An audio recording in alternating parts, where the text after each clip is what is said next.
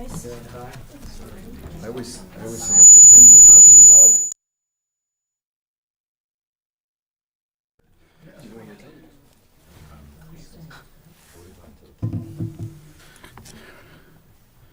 All right, we're at 7:01.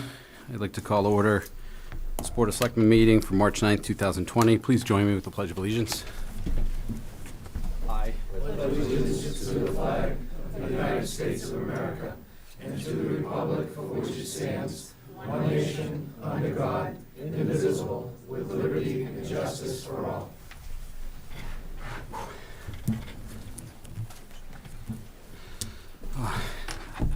Sorry, folks, I ran up the stairs. I'm a little winded. So we'll start with the joint meeting with the school committee and town moderator, and I'll turn it over to moderator John. Good evening. Good evening. Will the school committee join us, please?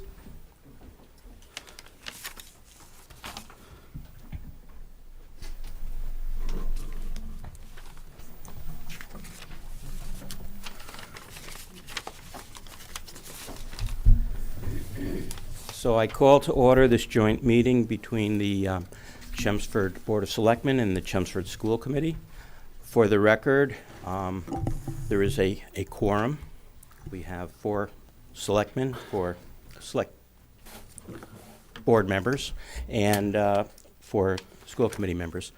So at this point, I will take nominations for the open position for the school committee of Neshoba Valley Tech.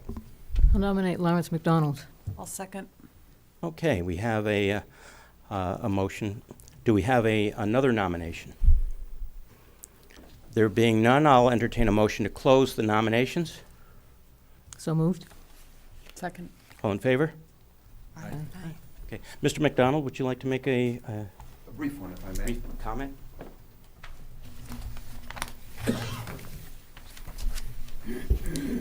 Good evening. Good evening. I know you're very busy. I won't keep you very long. I just wanted to thank you for the opportunity to serve on the committee, represent Chelmsford. The work is very important to me. Neshoba Tech is very important to me. I think Neshoba Tech is a great resource for the town of Chelmsford, our skills-focused high school. And the board in which I serve, I think, is a very effective, collaborative board, and I have great colleagues. Been on the board for 3 years, and I think I'm fairly effective, and I would greatly appreciate your support in returning. So if nobody has any questions, I'm just going to say thank you once more. Thank you. Thank you, Mr. McDonald. All right, I will ask the members of the school committee, all in favor of Mr. McDonald being reappointed to the Neshoba Valley Technical High School School Committee, please raise your hand. Unanimous. Board of Selectmen? Unanimous. Thank you very much. So now I'll entertain motion for the appointment of an alternate representative for the Neshoba Valley Technical High School. I'll nominate Claire Janot. Okay, do I have a second? I'll second. Okay. Any other nominations?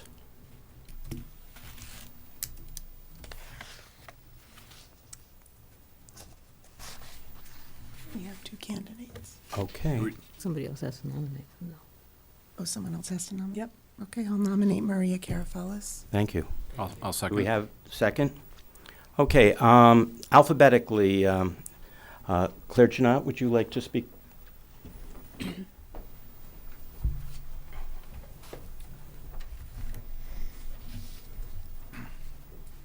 Good evening to the boards, and thank you for the opportunity to say hello. I think I know most of you, but I want to just let you know briefly about my experience.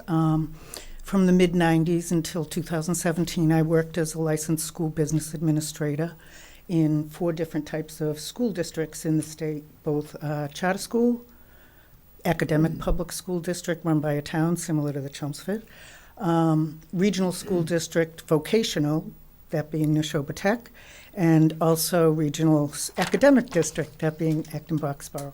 So I've seen 4 different types of, the only 4 types of public school choice that students have. And really, the issue is the same at all of them, to provide the best opportunities for the kids that choose to go there or whose parents choose to send them.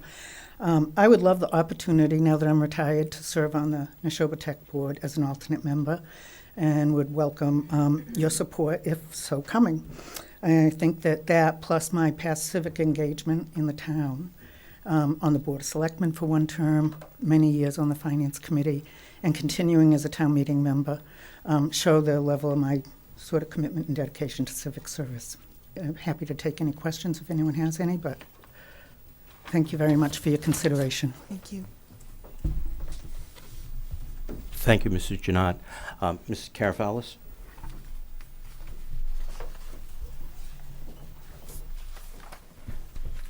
Gotta fix it for the short person. Good evening. Good evening. I want to thank you for this opportunity to go back to Neshoba. I just retired after 9 years, but situations have changed. Time is now much more available, and I would like to get back to the business that I started 9 years ago, and that is to keep Neshoba the greatest school in this area, besides Chelmsford High and Chelmsford schools, the greatest vocational school. And I'm committed. I have been. And I've been keeping tabs on them. Even though I retired, I've still been keeping tabs. And I told them I'd be back if I could. And so I'm here, if anybody wants to ask me any questions. Thank you. Thank you, Mrs. Carafalis. Okay, so this is for a term that ends March 31st, 2022, and I will poll the school committee first. Ms. Santos? Jeanette, Claire Jeanette. Okay. Mrs. Newcomb? Claire Janot, please. Mr. King? Claire Janot. Mr. Doherty? Claire Janot. Mrs. Crocker-Timmons? Claire Janot. Ms. Wojcik? Claire Janot. Ms. Antal? Claire Jeanette. And Mr. Lefebvre? Claire Janot. Okay, that having been said, I'd like to entertain a motion to adjourn the joint meeting of the Board of Selectmen and the School Committee. And may I have a motion? I'll make a motion to adjourn the joint meeting. Second? Second. All in favor? Aye. Thank you very much. Thank you. You gonna stick around for a while? No? All right, I'm gonna stick around.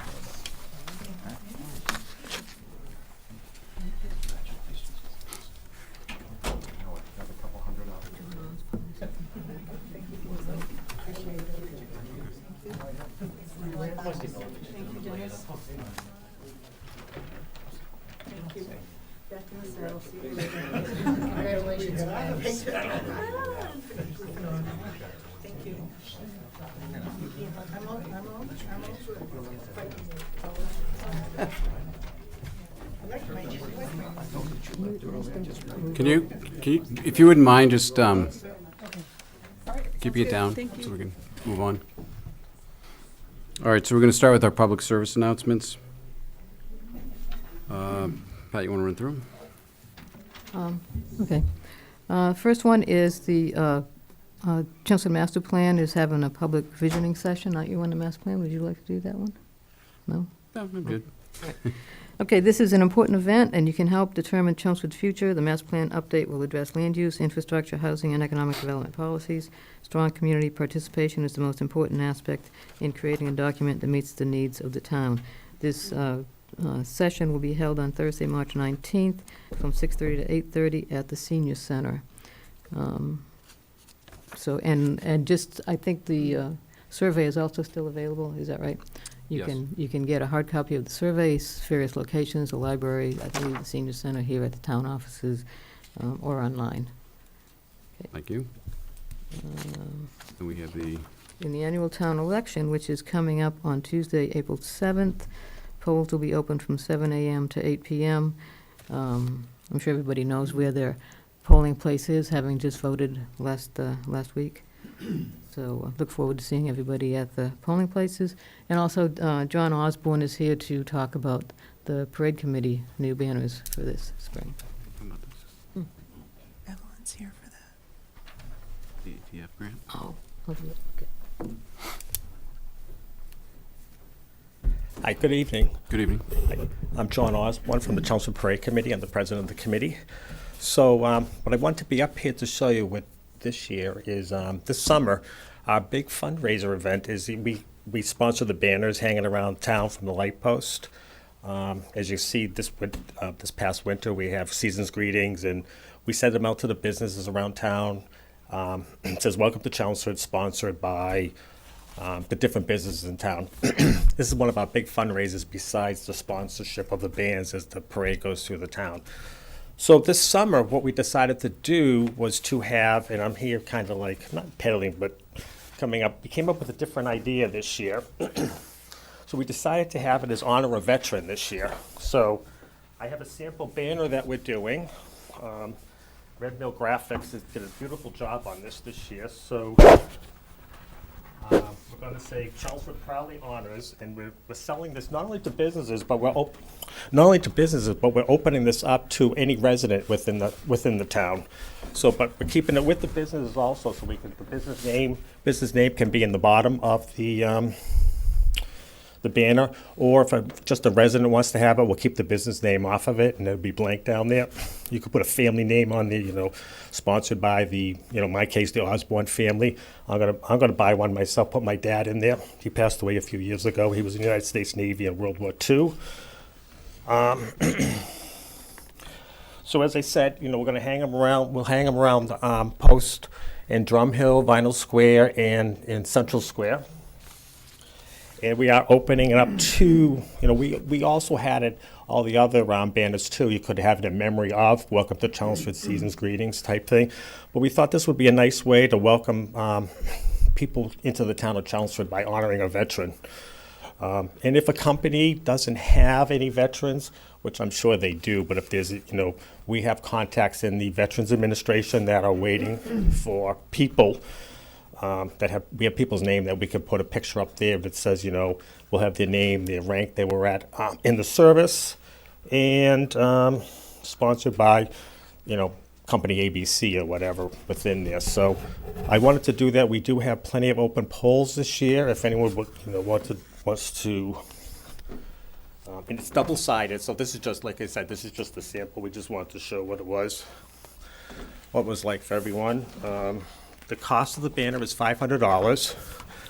And as you know, or maybe people watching don't know, the parade is 100% funded by our fundraising efforts. The town does not supply any funding to it, so there's no taxpayer money that supports the parade coming through, because we do have to pay for the bands that come into town, into the parade. We have 3 Canadian bands coming in. And as you know, it's a great parade that comes around, attended by between 40,000 people. Try to keep the heat down, but it doesn't really work, but it's better than the rain. And so that's, like I said, that's our big fundraiser. The winter banners are there now. We're taking them down April 2nd. Then we leave the polls blank to kind of give it that is blank for a while, and then we put these up. We're going to put these up before Memorial Day. We have the date scheduled now for May 14th, I believe the date is. It'll be up before Memorial Day, and then we're going to keep them up this year until after Veterans Day, so that they're up for Veterans Day. And then this is going to be a one-time only, one summer only, and then whoever purchased the banner for the family, we will let the families keep the banner as a memento for them. So I just kind of wanted to show that to everyone, have it broadcasted out. You can apply for a banner on our webpage, chelmsfordparade.org.net.com. There's an application there for it. If you have any questions, my telephone number is on there. My Vice President, Sharon Smith, is also there. Or you can shoot us an email at chelmsfordparade@aol.com, and we'll get back to you with that. So As I said, I just wanted to show it. I thought it was a great way to honor our veterans there. It looks great. We've seen another town, I believe it's Littleton that has it. I've driven through there, and it looks really, really fantastic. Going through it's a nice tribute to the veterans. Great idea. So I don't know if anyone has any questions or anything. Anybody? No? So as I said, it's just like a public service announcement that, so feel free to contact us, and let's hope for a nice sunny hot day again. Yeah, it's a great idea. Yeah, thank you. Good job, yeah. So apparently I missed one of the public service announcements, the ATEF grant applications, but I'm sure Ellen wants to do that instead of me. It's okay, I could have got up in public session also if you had missed it and gone I on wasn't to the gonna- I next wasn't gonna agenda let her item. forget No problem with that at all. I was here a short time ago announcing the new application timeline for the Arts and Technology Education Fund. It was established in 1996, and we've been giving out awards every year. We also established the timeline of which that would happen after the first of the year. New applications are available. The deadline is March 31st, and the purpose of me being here is just to remind anyone that happens to be listening, that's a staff member, or even if you're on the PTO and you're working with your principal and other teachers on any particular projects, that you have the opportunity to apply for one of these grants. The application is available on the town website, on the ATEF page. We're also going to do another round of sending the applications out via emails online for the schools, just to make sure that everyone has that opportunity to be able to apply for this. Some people may wonder, how do we donate for this? It comes in your real estate tax bills. There's a tax tear-off piece, or you can just come down and give any money that you would like to us, to the town of Chelmsford, as long as it's earmarked for the Arts and Technology Education Fund.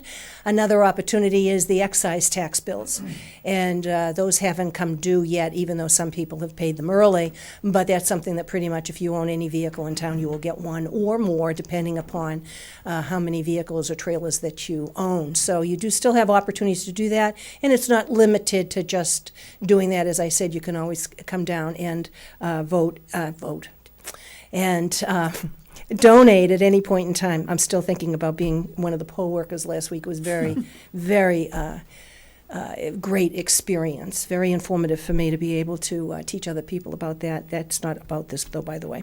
Anyway, again, March 31st is the deadline. You can do it online, making sure that it either gets postmarked or stamped by the town clerk's office for March 31st. Do you have any questions? Nope, you're pretty thorough. Okay, thank you very much. Thank you.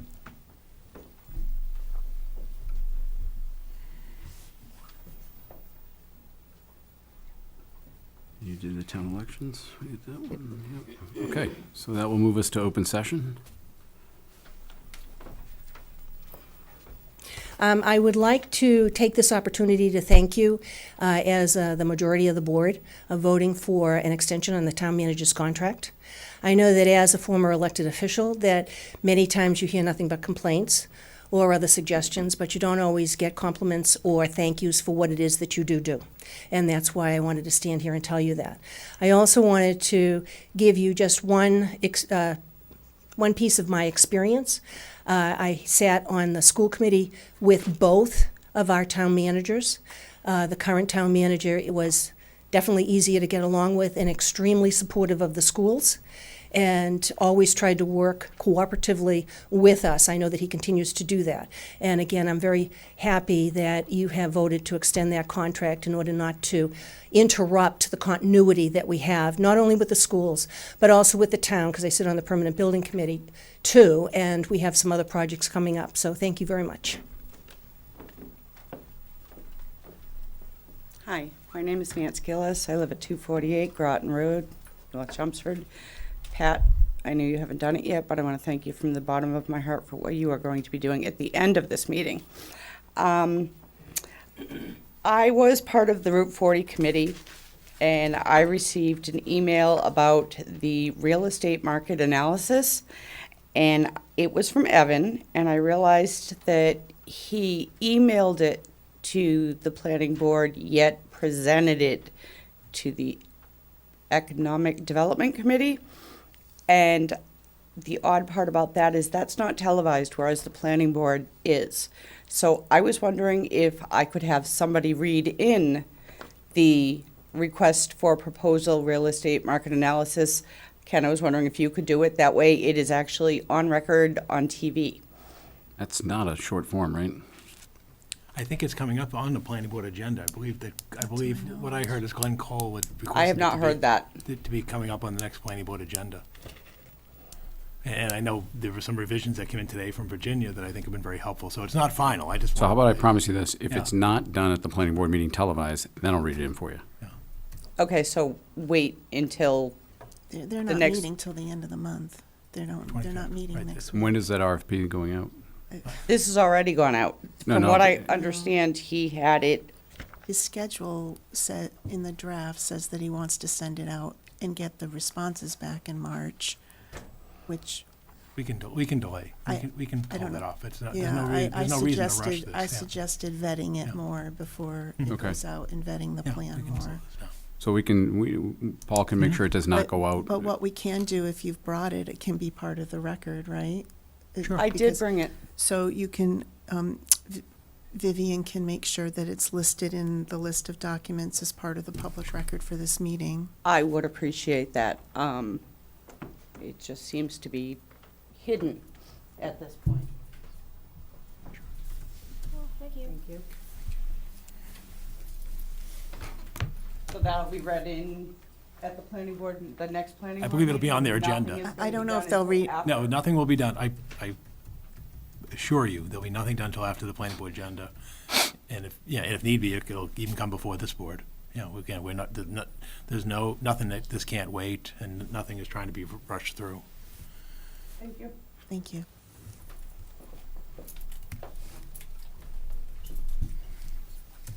Good evening, Glenn Thorne, Precinct 5. First, I need to get this out of the way. I would like to get a banner for the parade committee. Evelyn's father will be 100 years old in November, and he's a Marine veteran from Guadalcanal.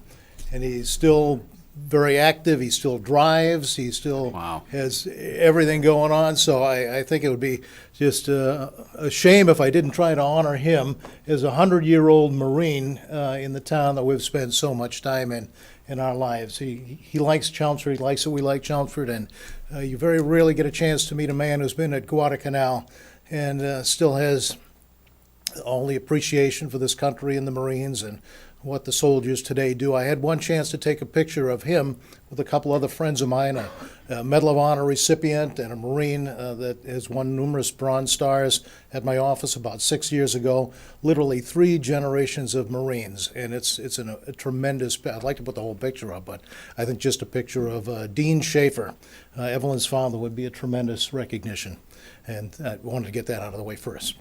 The other reason is I didn't know Evelyn was going to say anything tonight, but I've had several people come up to me and say, did they resolve the issue with the town manager's contract? And I said, yes, they have. And all of them were very appreciative because they knew you had meeting after meeting after meeting discussing some issues, whatever they were, in order to get to a point of resolution. And they were all very happy to hear that it was resolved. They were all very happy to hear that Paul was going to be with us for at least another year. So on behalf of the people that spoke to me, on behalf of myself, knowing what a difficult job it is doing things such as you've just completed, to send their appreciation to you for the work you've done, and mine as well, for a difficult time to get through this and the other issues that you have to deal with in town. It's not an easy job. As some of you know, I've run large organizations, and there are difficulties that arise all the time that make you want to pull your hair out and lose hair, like I have been.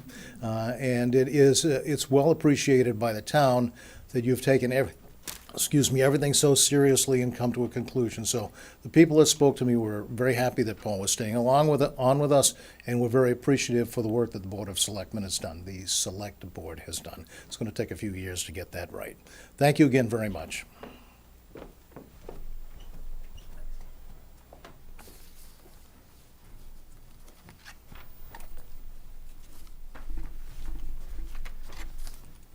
I just want to add one more thing, too. Thank you very much. That's great. And I want to, I just found that I was out of state for work, and so I just found out Paul's contract was extended. But as far as from the parade committee, you see town managers, but Paul walks the walk and talks the talk. He does everything there. So, like these banners that we do, it's all, the whole committee is there's 17 on the committee. It's all volunteers. And we hang these banners ourselves on a Sunday morning starting at 8 a.m. around the center of town. And Paul is there. The last time we hung up the winter banners in November, it was a torrential downpour, and it was myself, Paul, and one other member that were climbing ladders on a Sunday morning from 8 a.m. to 10 a.m. hanging the banners and putting Christmas lights up from the decorating committee too. So I just think it's great that you have him, because not only does he do this, people, in town don't see what he does behind the scenes. He's at our parade committee meetings, keeping us on track, letting us know what's going on. So I think it's a great thing. So I just want to thank you again from the parade committee. So thank you. Before I leave, I just want to say that. So thank you, Paul.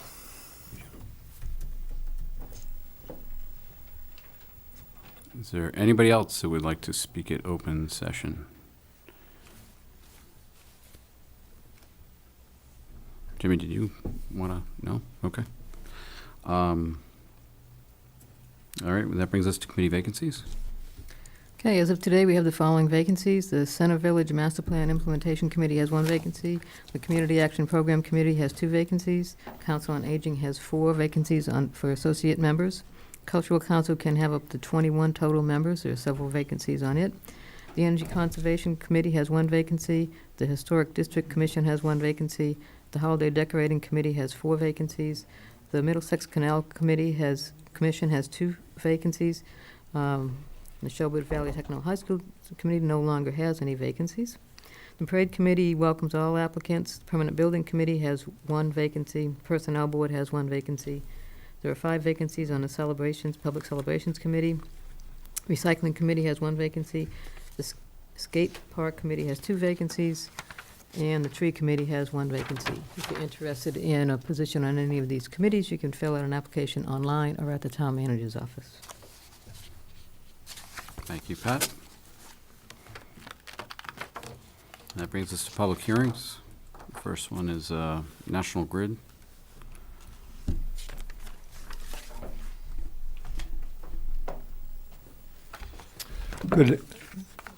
Good evening, Council. My name is Paul Pellegrini, and I'm an engineer in the Merrimack Valley.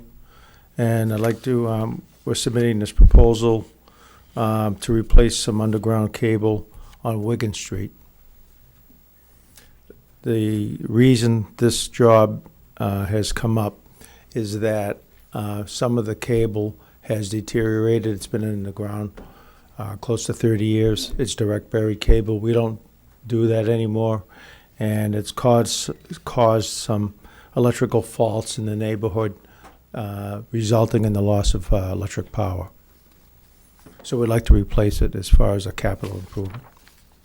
When would you start and finish the work? It's me. I'm right here. Oh, there you are. I'm sorry.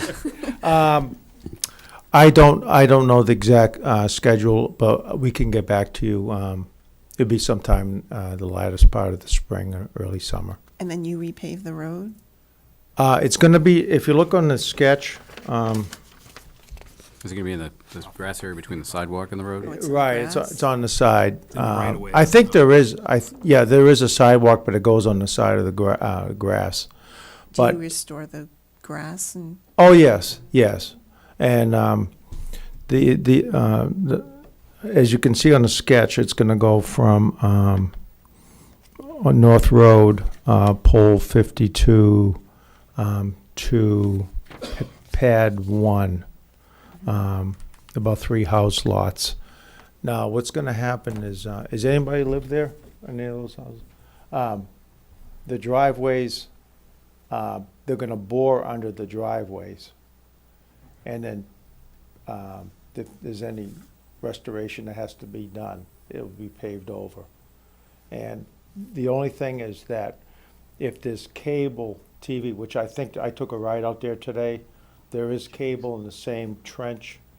They'll dig a small trench, like a small hole, before they bore under to see that how much separation is between the cable and Verizon and us, so that the boring machine does not plow into the other utilities and do damage.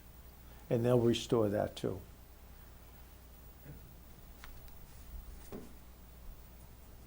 So you said that this was as a result of deterioration of those, the way that it was set up. Does that mean there's other places in town that are gonna have to go through the same? Yeah, I wasn't here 30 years ago, but I can't answer that. But at that time, it was, we just did one in Newburyport. It was the standard of the time. They figured once they put it in the ground, forget about it, it would be fine. And now we're finding out that through a deterioration of the cable, we're getting faults in the electric service. Have you experienced? Not recently, I think last summer Was it last summer? Okay. Okay. Paul, is there a record of any of this work anywhere that might tell us how many other direct buried cables there might be?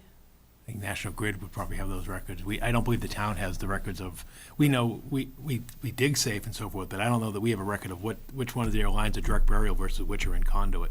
They're not really a town responsibility at all. Yeah, that's a dig safe and National Grid. Yeah, I think as they go, they have, every year they have a capital plan to replace, I think it's mandated by the state. Right. As, when they go for their rate proposal. And they have to prove to the state asks, what capital work have you done? And why have you chosen those precious dollars for what reasons?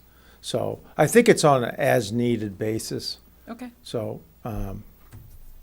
I don't think as time progresses and the amount of calls that we get for faults in the electric service, those, depending on how many calls they get and how much customers are served by the capital improvements, is how the precious monies are allocated. So it's not like we're gonna go through every subdivision in Chelmsford and change it.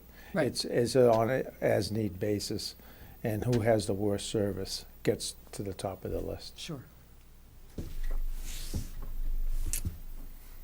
Okay. So where it's a public hearing? Did you want me to get the dates? Virginia, is that what you were looking for, the dates? I was just curious to know how long it was gonna take and I when c- you were gonna do it at the spring. Right, I can talk to the project manager. He can get back, let the town know, would you like it 2 or Sure. 3 weeks in advance or something like that? Something Okay, like thank you. a month in advance? Okay, we can do that. Month's Is notice. there anybody from the public that wants to speak? Come up. Come up If you to the mic. gotta come up to the mic if you want to talk. Yeah, They'll be able to hear you.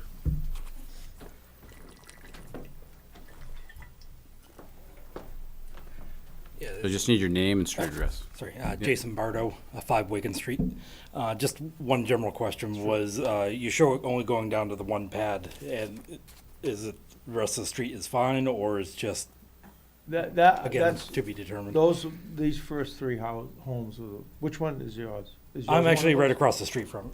So Oh, I'm not okay. quite directly affected by it, other than losing power for Well, what happens is, which one is yours, if you don't mind me asking?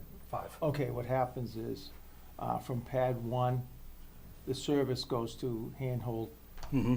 Sir, could you get up to the microphone so they can I hear can, you at home? yeah. Thank you. This gentleman, you live on 5, right? Yep.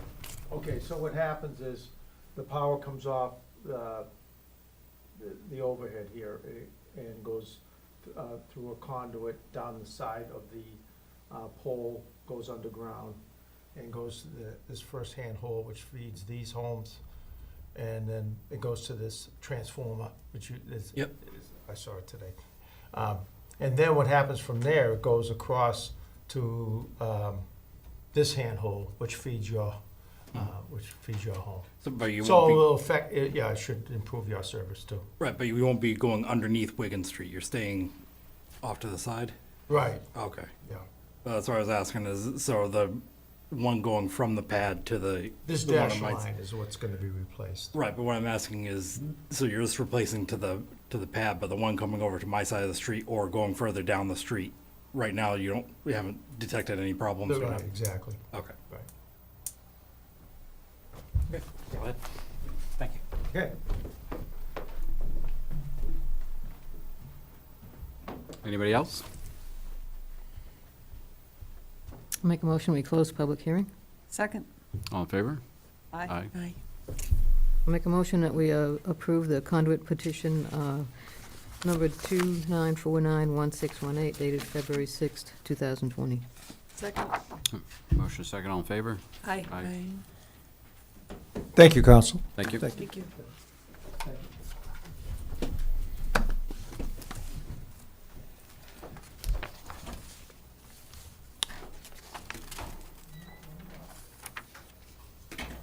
All right, Paul? Yeah, Mr. Chairman, just seeking the board's approval for the updates to the Corey policy. As you may recall, we revisited the Corey policy as we're addressing additional oversight on licensees, whether they're Christmas tree vendors and so forth. And in that examination, we found that the existing policy was out, hadn't been reviewed in well over a dozen years.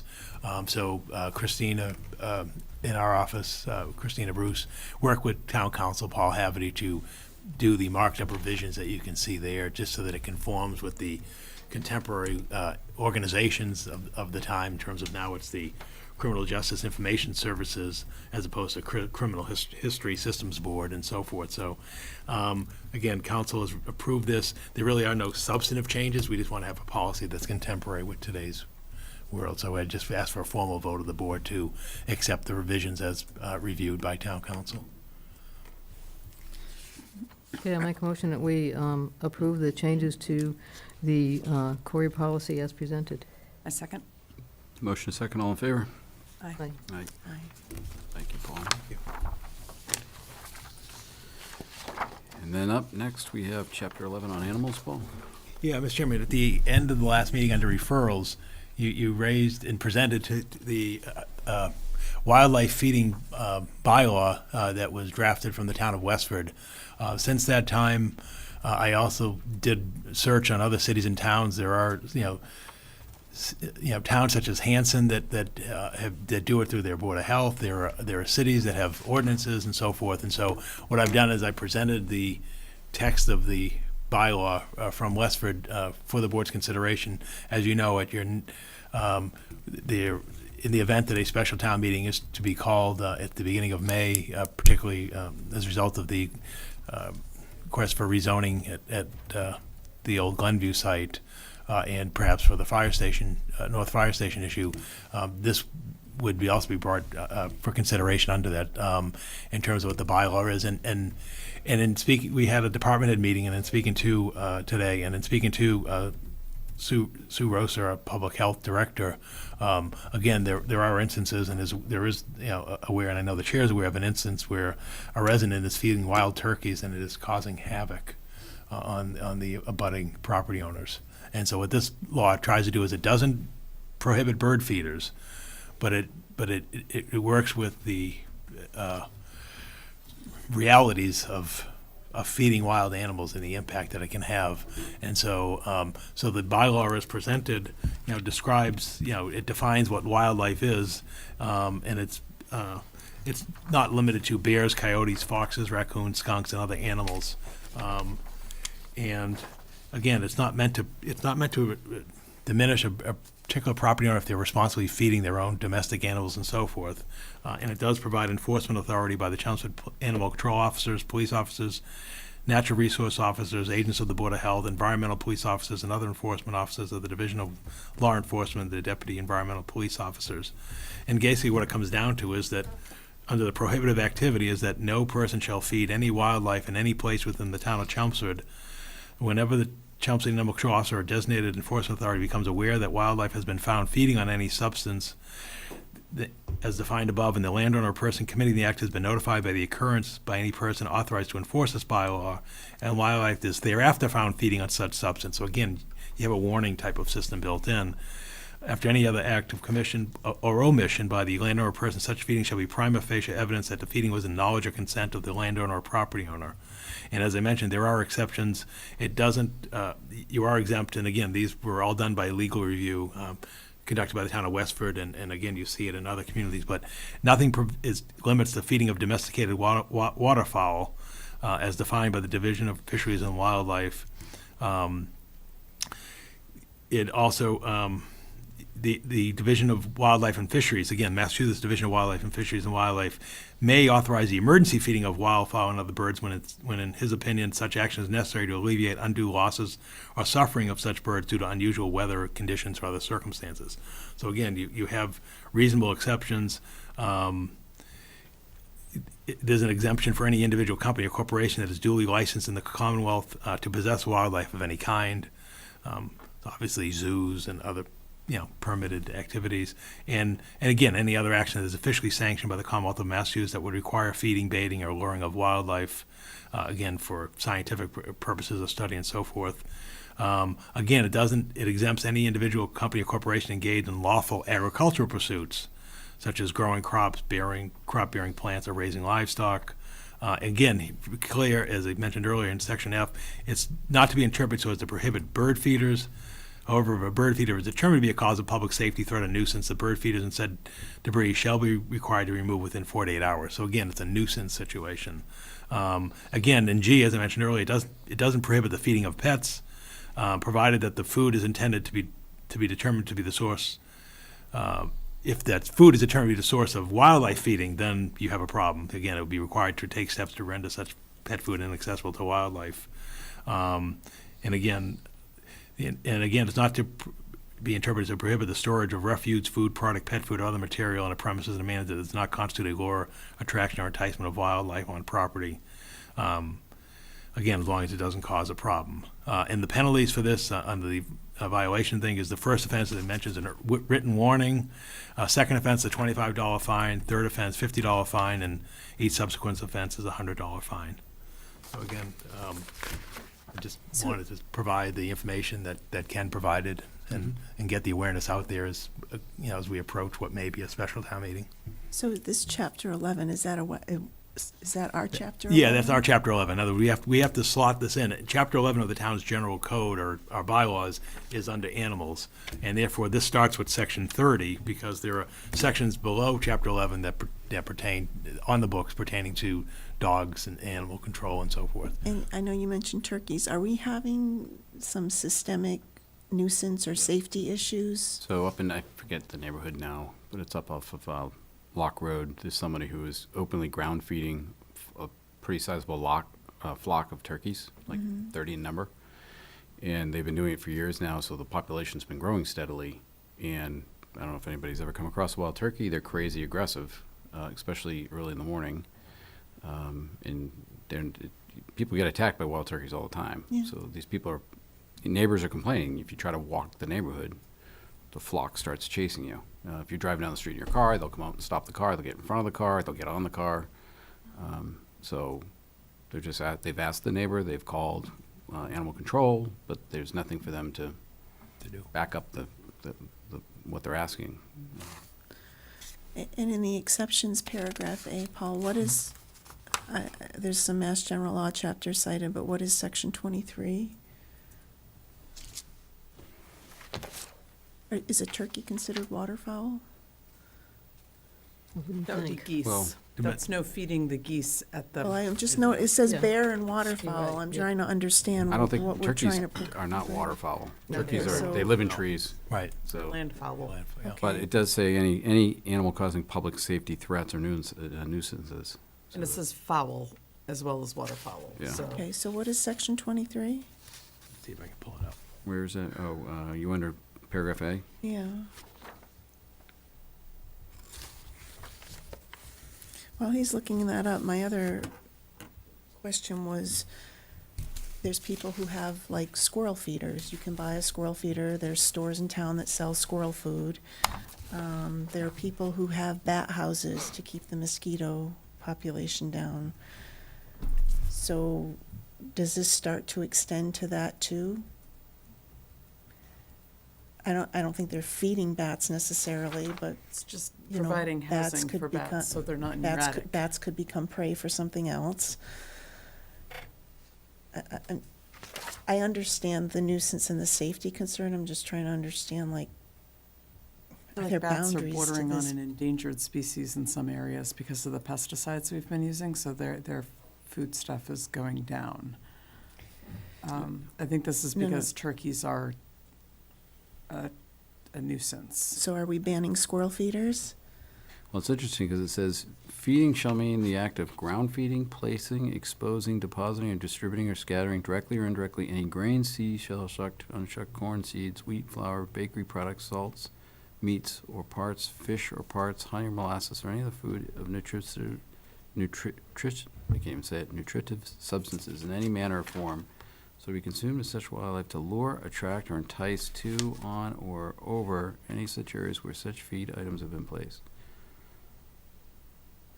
So if it's just ground feeding, it wouldn't be your squirrel feeder. I think these people are Is that what broadcasting. this is? It's people throwing stuff says on the one ground? to the ground. What this house is doing is they're, in the front lawn, they're scattering No, I food, yeah. understand what somebody in town is doing. I'm trying to understand what we're trying to regulate.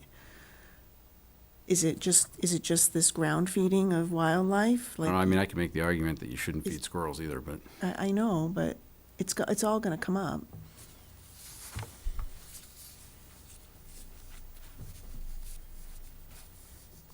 And I didn't understand why it just says bear and waterfowl. I don't know how you can even control that. It doesn't. You might have wait, deer come. Where? Right at the top, Article 2, Title. wildlife feeding bear and waterfowl. Probably the Oh, parentheses that's, should be that's little. the header, but if you look right below it, the definition of wildlife shall mean any domesticated and unrestrained animal or fowl, including but not limited to bears, coyotes, foxes, raccoons, skunks, and other animals or fowl causing public safety threats or nuisances.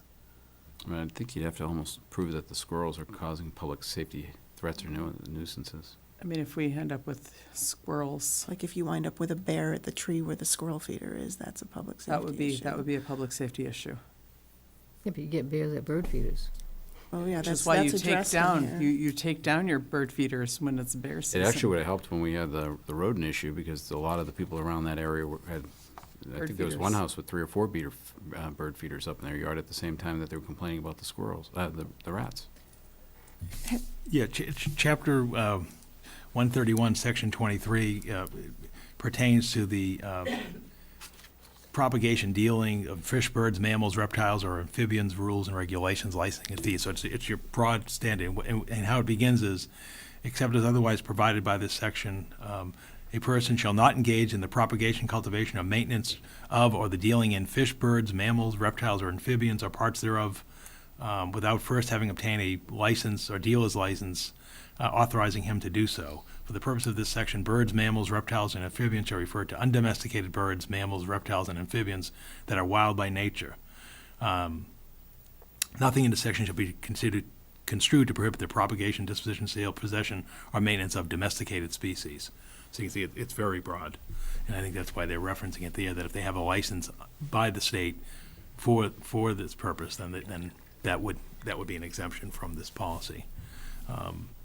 And again, it provides the director of, the state director shall make and alter or repeal rules and regulations governing the possession, propagation, maintenance, disposition, purchase, exchange, sale, or offering for the sale of fish, birds, mammals, reptiles, or amphibians, and may issue license in accordance with such rules and regulations. So again, it's the broad general authorizing legislation. Have the you mentioned the Board of Health, Paul, there's a paragraph called Designated Enforcement Authority. Yes. Have those groups reviewed this? Again, I presented it. Or is this just a draft for us This is just to a draft, discuss? and we Okay. would then circulate it, and obviously it would be circulated prior to a town meeting consideration.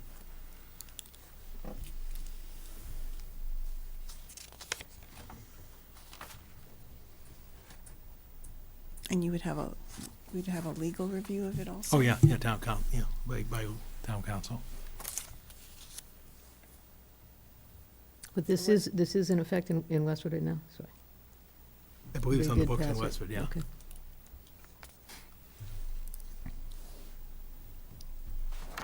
it's really, And again, it's in effect in, it's in effect in the town of Hanson has, they have regulations, and I believe it was Northampton has a city ordinance for the same means and provisions.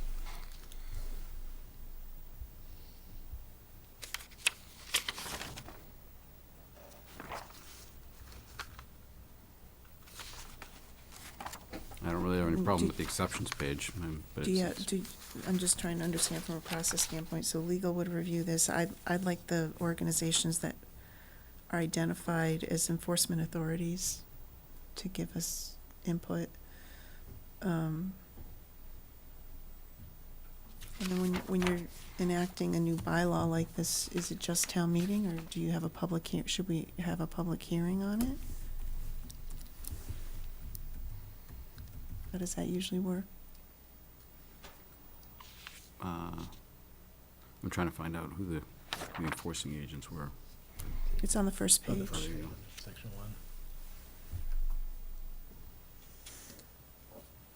1. Animal control officers, police officers, Natural and Board of resource Health are officers, the Board ones of within the Health. town. The others are outside of the town.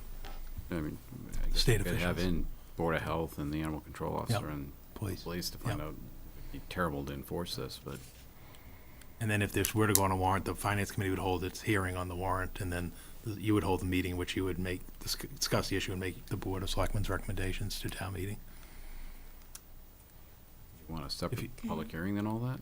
I don't know, I'm just asking what the process Okay. is. I think that's the process.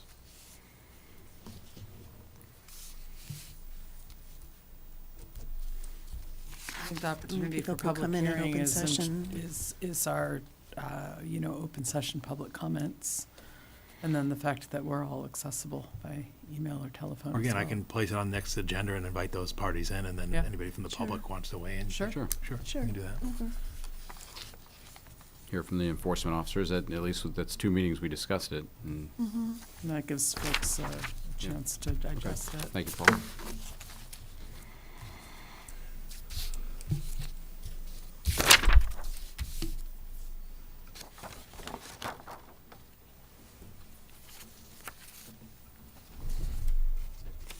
That brings us to setting up the April meeting schedule.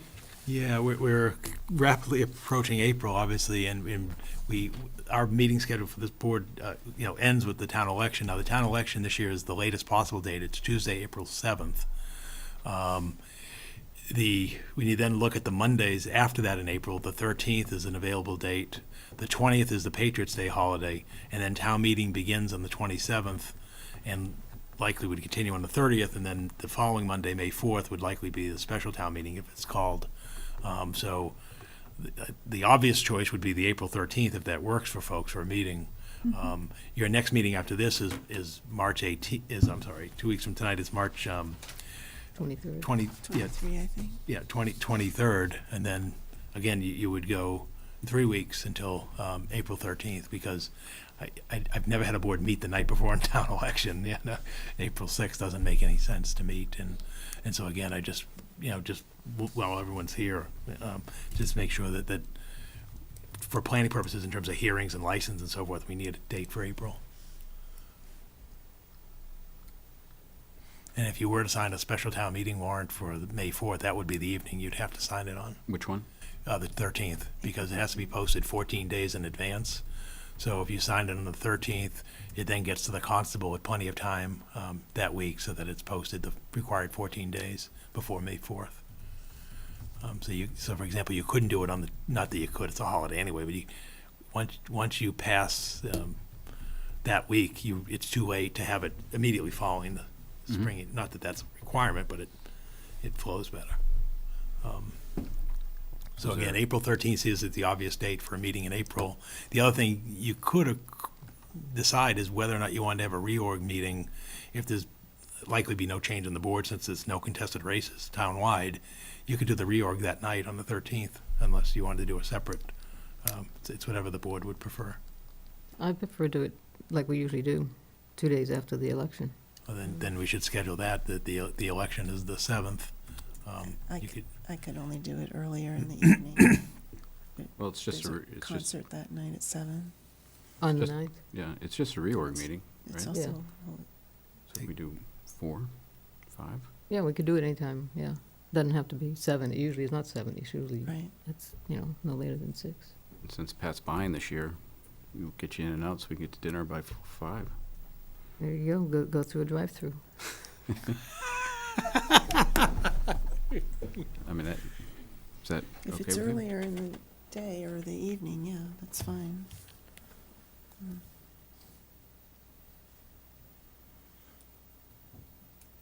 Okay, so I'm here. Accommodate an earlier meeting? Yep. Okay. What time would be best?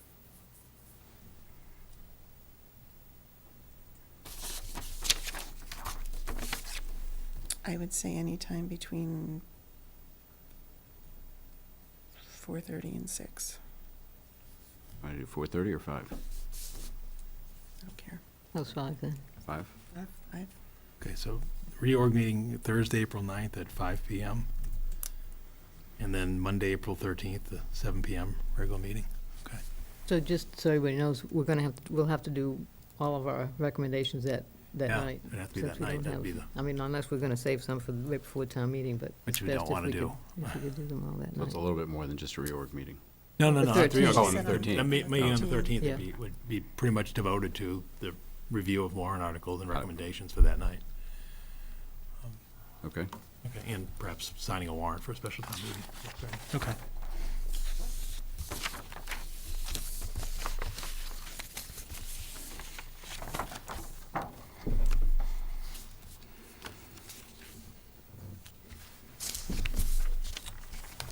Bid awards, Paul?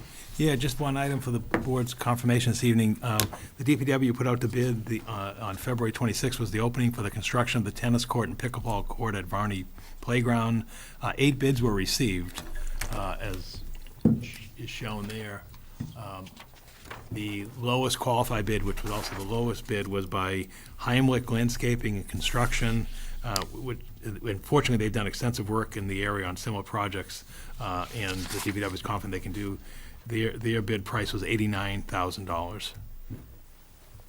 So we seek your confirmation of the bid award for the construction of the new tennis court and pickleball court at Varney Playground, as presented.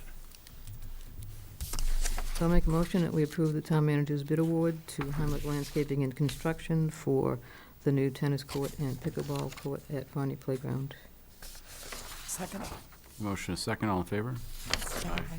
That's a huge variance in, Yeah, it just goes to show you what's out there. I mean, sometimes you get people who are busy, they'll just throw it in to think they're gonna strike the lottery. But you feel a little more comfortable when you have one or two that's nearby, so there, again, there was one that was just only a couple $1,000s more and so forth, so at least it gives some sense that, at least that, you get real nervous if there's one low bid and everything else is spread away, then you think that they make an error or what have you. But again, we're fortunate this company is experienced. And then the, under my report, I just have 3 quick items to touch upon. One is, as was mentioned earlier, again, touch upon the fact that on Wednesday, March 25th at 7:30 PM in this room, the planning board will hold a public hearing on the proposed rezoning of the former Glenview site, which is at Princeton Street and Walter Weed Street, and also adjoining parcels. The copies of the proposal are available in the Community Development Office during the town's normal business hours. Again, notice has gone out to abutters, and again, if people have any questions or concerns, again, we invite them to come in and see the Community Development Department. It's also available online, the plans, and again, we'd ask people to come out to the hearing. This is a major change. I mean, the Glenview has been closed. The new owners, which is Lindsay's, are looking to raise the building and then construct a larger facility on that site and have parking on adjacent properties. Paul, what's that little parcel of town of Chelmsford land? That's a sewer pump station. That's at the site. So, and again, if this were to go forward, the other contemplation would be to close Walter Weed Street at the property line as shown on the plans, and what that would do, again, the belief would be is that would, we think would be a benefit to the neighbors on Walter Weed Street by avoiding the cut-through traffic coming from Middlesex Street, coming through that way. So again, that would be under, that won't be at the planning board, that really would come back here, because the selectmen would be the ones who can discontinue ways, but that is part of the proposal, would be to provide that, and, you know, they obviously will show where the dumpsters will be installed and the parking and so forth. And again, if people have any other suggestions, we'd welcome them, but this is, they're, after about a year, they finally have now come forward with a development plan that does require rezoning, because only the existing parcel where the Glenview is located is grandfathered under that zoning. So the article has been reviewed by town council, and again, the planning board would welcome input on that evening. The next item I have is police department promotions. I've notified the board, but I want to formally recognize the promotions within the police department. Just grab my paperwork here in front of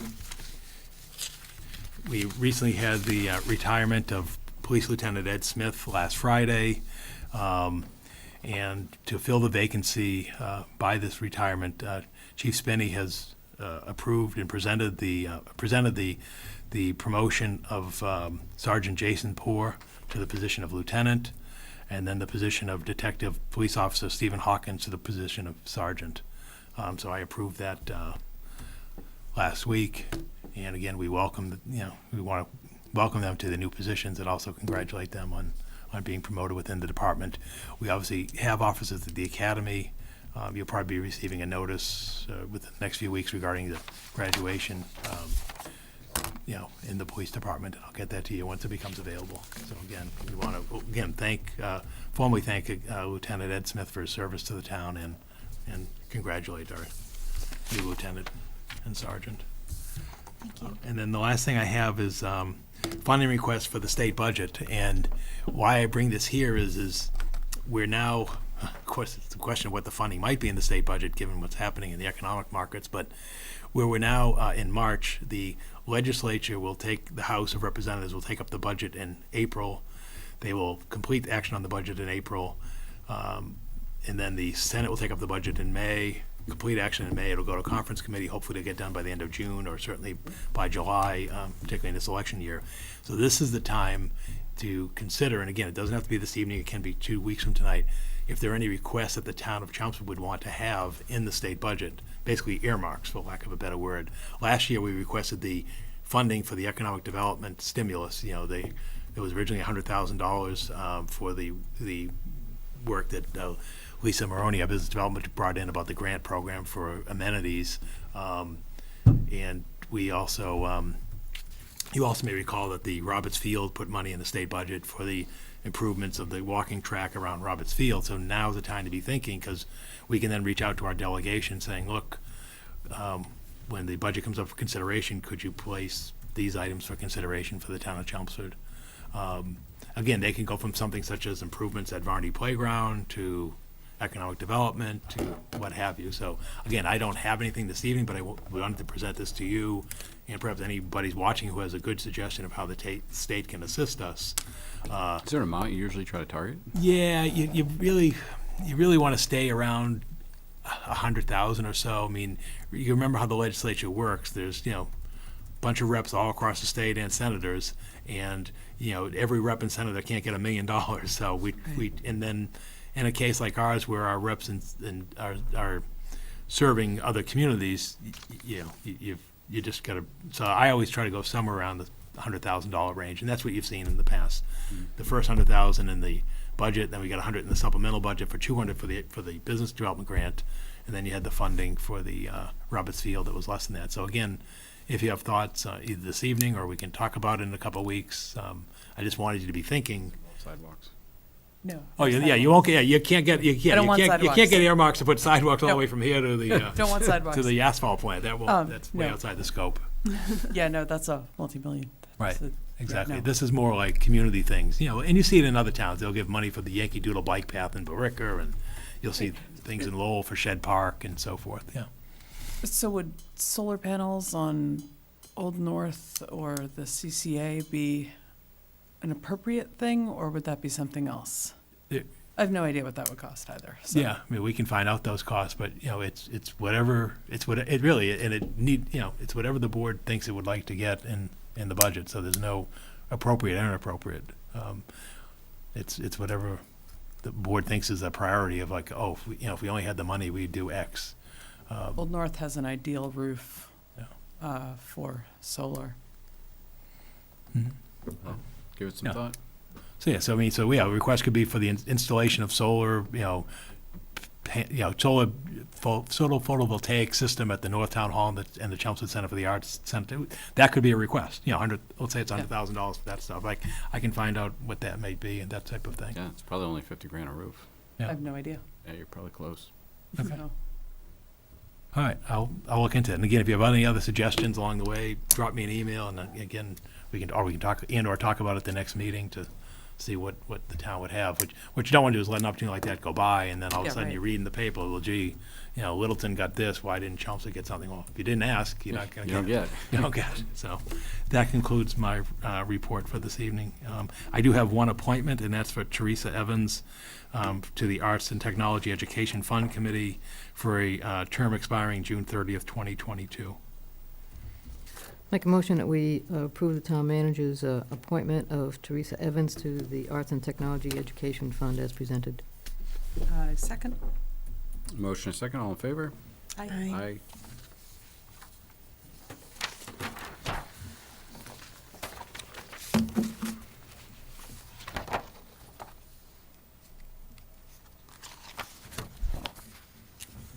Meeting minutes?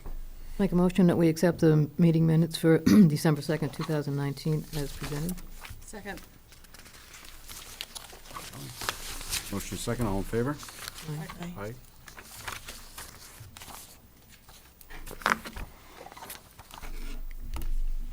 Liaison reports. You want to start? Nothing this week. Virginia?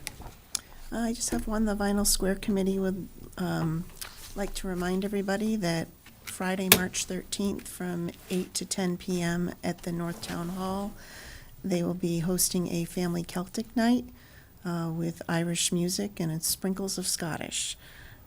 So if your admission is $5 per adult, and families with children are $12. There will be pizzas, other goodies, and beverages sold. Yes, a few things. Paul reminded me about something I heard about last week. There was some unprogrammed state transportation funds, and some of those funds are going to be used to pave Gorham Street from Route 495 towards Billerica to Foster Street in Billerica. I don't know where Foster Street is in Billerica, but it'll go on Gorham Street from Route 495 to the Billerica town line. So, It's a pretty good distance. Yeah, that's great. yeah, that was good, yeah. We didn't even ask for it, and we got something. How about that? That's it. Don't ask, and God. Yeah, and got it, yeah. Also a reminder, I think this is the week everybody should be getting their cards in the mail about the census. Remember to fill those out, and we're working on trying to come up with some locations, maybe at the library and senior center, where we can get some assistance to fill those out, so just keep your eye open for that. And then last but not least, as previewed by Nancy earlier in open session, we lost George Merrill this week. He was a wonderful person. He 30-year Air Force veteran and 30-year town meeting rep. So he had quite a varied couple of really good segments of his life in service. He was a longtime member of the Historical Commission, and he always knew where George stood on any issue. And he was always a gentleman when he told you how he felt about it. So he was always civil, even though he might have disagreed with anything you said. So he is definitely going to be missed. He's going to be missed at town meeting, and I'm going to miss him. I used to see him around town a lot. So our condolences to his family. That's it? You get it? Okay. I don't have anything this week. The only thing in closing, Mr. Chair, and I probably should have mentioned earlier, in terms of the coronavirus, obviously that's moving very quickly in terms of escalation and so forth. I just want to let the board know and the community know that we are monitoring the guidance from state and local officials on that. Our public safety responders are also in communication through the chiefs in terms of what appropriate in terms of protecting them as responders, and also we have stepped up our sanitization of our buildings in terms of library, senior center, this building, and so forth, in an effort to again show best practices in order to help the. Have you instituted any new protocols? Are you using different chemicals? Yeah, they're using more frequently and more frequent cleaning and so forth. In an effort to do our part, and obviously as the situation develops, we will do the best we can to communicate. We have the information that best up to date on our website and pushing it out through social media and so forth. So again, if they have in terms of where do they reach to contact, I mean, obviously in an emergency situation, you call for assistance, but also you've got the state resources in terms of, in Massachusetts is really driven by the state and our emergency management director. There are weekly calls. At this point, they may get more frequent in terms of how to respond effectively to this public health challenge. Just a reminder, folks, to wash your hands, and that means in between your fingers, and rub your nails on your palms and get your wrists and the backs of your hands and do it for 20 seconds. There are 20 a variety. Seconds. I heard 2 minutes. 20 seconds. Dr. Oz was on the radio and he said, to get all between your fingers and fingertips and everything, it takes 2 minutes. Dr. Oz. Dr. Oz. The guy who sells supplements. I'm just telling you, that's what he said. all right, so, having done a certified nursing assistant class, the nurses, 20 seconds, warm water, soap, and regular soap works great. Purell's great for an emergency when you don't have access to soap and water, but warm water and soap. And if you use bar soap, wash your bar soap, rinse that off so the germs aren't still on there. Having done a microbiology lab, I can tell you that if you just kind of touch it a little, they stay on that bar soap. So, really give it a good rinse. So. We're done? So. Yeah. I also just want to note, I That's right. just received an email from Conservation Commission Chair Dave McLaughlin. There are 2 openings on the Conservation Commission. April Mendez has resigned and Jack Souza has passed. Mm-hmm. So again, anybody who's interested in, please step forward and fill out a form online or call the Selectmen Town Manager's office. That's an important committee in town, as we know, that's regulatory. So, thank you. Thank you. Are board members allowed to be on committees? You cannot, under our charter, you cannot serve on 2 elected committees. That's what the restriction is. So one could serve. My wife's probably watching going, I'll kill him. Yeah, you cannot serve on 2 elected committees under our charter. That's the restriction. I just wanted to mention, I don't know, Precinct 4 in Chelmsford, Representative Nangle was arrested due to misuse of campaign funds and is going to be put on trial for that. But there is a woman from Lowell named Lisa Arnold who has pulled papers for his seat. So if you are at all interested in seeing who your next state rep might be, you might want to check out Lisa Arnold. Is she the only one that pulled? I don't think we should be doing Oh, should we campaign. not? Can we not do No, that? you can't do any type of endorsement or All anything. right, so I'm not endorsing, I'm just saying that be You're aware. mentioning The that seat's her open, you name. might want to The look seat is into open, you might want to look into to the it. candidates. So, I know of the one, I haven't heard of any others. All right. There's at least 3. Ooh, at least 3. I will look that up and find out. So, All right. Press. What's that? No press. Any press questions? I don't see any press. Okay, I'll make a motion to adjourn. A motion second. and a second. All in favor? Aye. Aye.